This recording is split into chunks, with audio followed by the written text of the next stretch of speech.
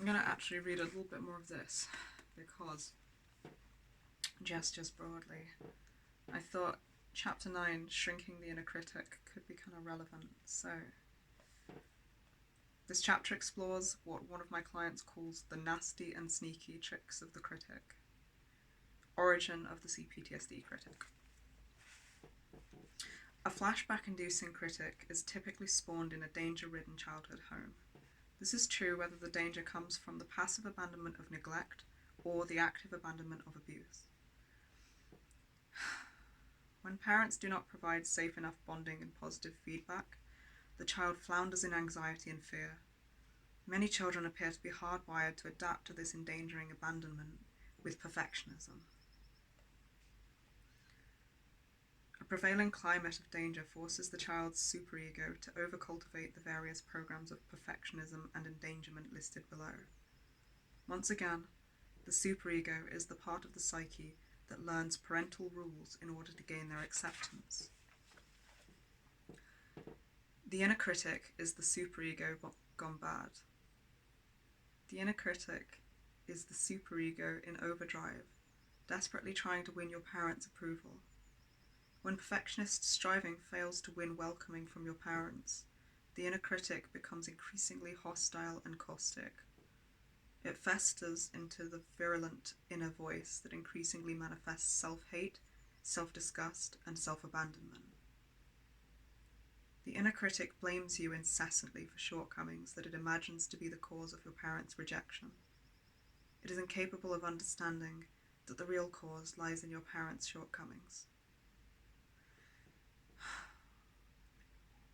As a traumatized child, your over-aroused sympathetic nervous system also drives you to become increasingly hypervigilant. Hypervigilance is a fixation on looking for danger that comes from excessive exposure to real danger. In an effort to recognize, predict, and avoid danger, hypervigilance is ingrained in your approach to being in the world. Hypervigilance narrows your attention into an incessant on-guard scanning of the people around you.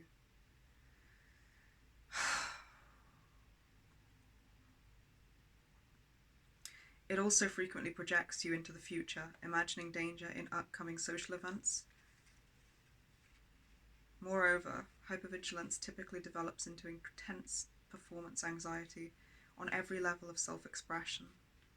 Like the soldier overlong in combat, PTSD sets in because you feel as if you are constantly under attack. Unfortunately, internal attack is now added to external attack, and you become locked into hypervigilance and sympathetic nervous system arousal. Well, so far this is describing exactly what's going fucking on. Every level of what has been difficult for the last few days. And it would make sense that this is what we're experiencing. Like, there are some parts of me that didn't have these levels of protection, that had different ones.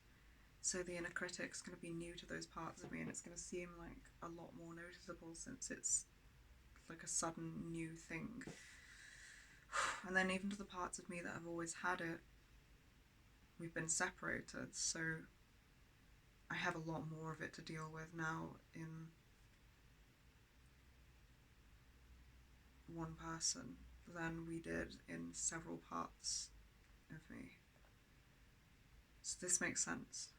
Why it's increased or seems to have increased. Both also makes sense. A traumatized child becomes desperate to relieve the anxiety and depression of abandonment. The critic-driven child can only think about the ways she is too much or not enough. The child's unfolding sense of self, the healthy ego, finds no room to develop. Her identity virtually becomes the critic. The superego trumps the ego in this process. The critic becomes increasingly virulent and eventually switches from the parent's internalized voice, "You're a bad boy/girl." Yeah, but imagine you're not taking it as a compliment. To the we. To the first person, "I am a bad boy/girl." Over time, self-goading increasingly deteriorates I'm such a loser. I'm so pathetic, ugly, bad, worthless, stupid, defective. I don't mean any of these things. I'm just reading it. They're not true. We don't believe any of these things about us or about you, don't worry. This is unlike the soldier in combat, who does not develop a toxic critic. This process whereby the superego becomes carcinogenic is a key juncture where PTSD morphs into C-ptsd. The cruel,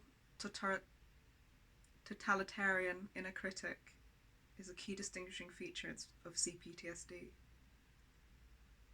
One of my clients grieffully remembered the constant refrains of his childhood. If only I wasn't so needy and selfish. If only my freckles would fade. If only I could pitch a perfect game. If only I could stop gagging on the canned peas during dinner. If only I could pray all the time to get Mum's arthritis cured, then maybe she'd stop picking on me, and maybe Dad would play catch with me.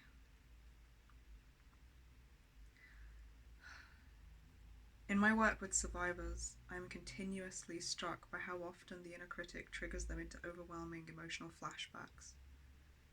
The C-ptsd-derived inner critic weds our fears of abandonment to our self-hate about our imperfections. It then tortures us with the entwined serpent of perfectionism and endangerment. Endangerment is the process of constantly projecting danger onto safe enough situations. Your recovering depends on learning how to recognize and confront the 14 inner critic attacks listed below.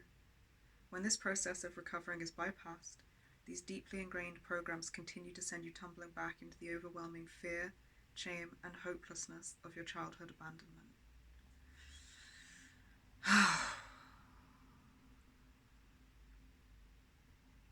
Okay, alright.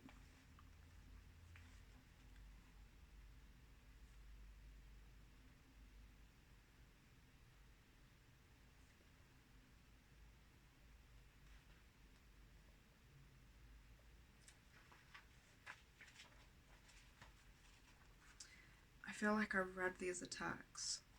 I mean, I know I have, but I'm just trying to check to see if they're the same as the ones listed in the toolbox index, because we skipped to those.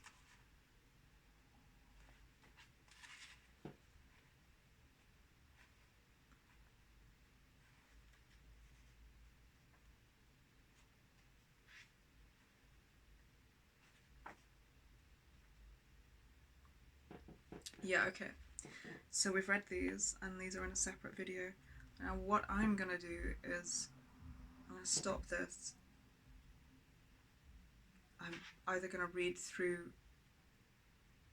the rest of this chapter, or I'm gonna go check our folder online, and I'm gonna just play back the videos of suggested responses to common critic attacks, because I think we had a routine for a little while where we would play that video, well, those two videos, at the beginning or end of the day.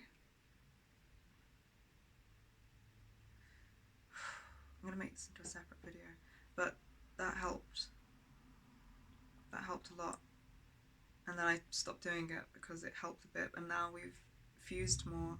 I've fused more, and I have parts in here who don't know about that routine, who didn't do it, who we have to rebuild that for.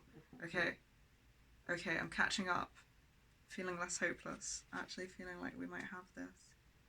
Okay.